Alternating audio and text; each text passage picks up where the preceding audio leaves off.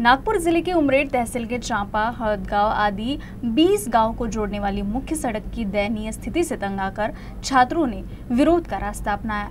ST bus दुर्घटना के बाद गुस्साए स्कूली छात्रों ने चांपा हड़दगांव फाटा पर सड़क जाम कर प्रदर्शन किया।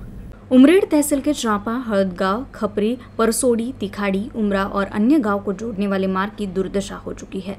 इस मार्ग को सुधारने के लिए कई बार नागरिकों ने प्रशासन को निवेदन दिया, लेकिन किसी ने इस ओर ध्यान नहीं दिया। जबकि इन गांवों में रहने वाले ग्रामीण और छात्र हर दिन अपनी जान जोखिम में डालकर यात्रा करने को मजबूर है। बुधवार को इस मार्ग पर एक एसटी बस दुर्घटनाग्रस्त हो गई। इस हादसे में कई छात्र घायल हुए।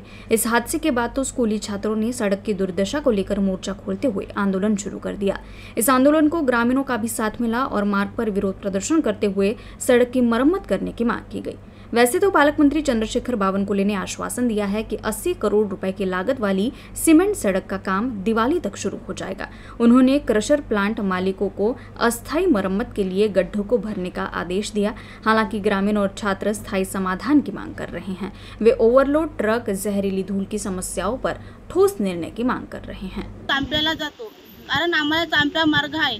चांपा ते उटी, परसुडी, तिखाडी, दुधा, उमरा एवढे खापरीपर्यंत आम्हाला चांप्याला यावं लागते, कारण चांप्याशिवाय मार्ग नाही आम्हाला। तर महिला सुद्धा त्या ट्रकवर बसून येतात।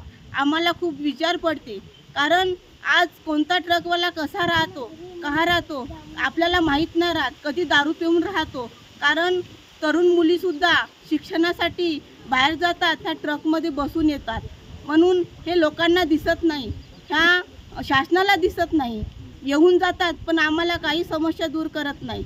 म्हणून आम्हाला मुलांना, तरुण मुलांना मुलं आहेत, आम्हाला उच्च शिक्षण घ्यायचं आहे, तर आम्ही कसे करू?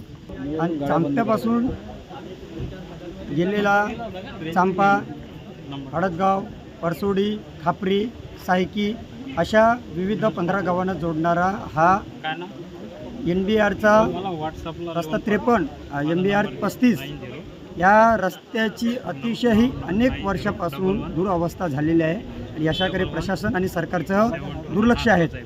आणि आताच काही दिवसामध्ये शाळकरी विद्यार्थ्यांची शाळा सुरू होणार आहे आणि विद्यार्थ्यांच्या पुढे एक गंभीर प्रश्न निर्माण होतो की पावसाळ्यात या रस्त्यापासून वाटचाल कशी सुरुवात करावी।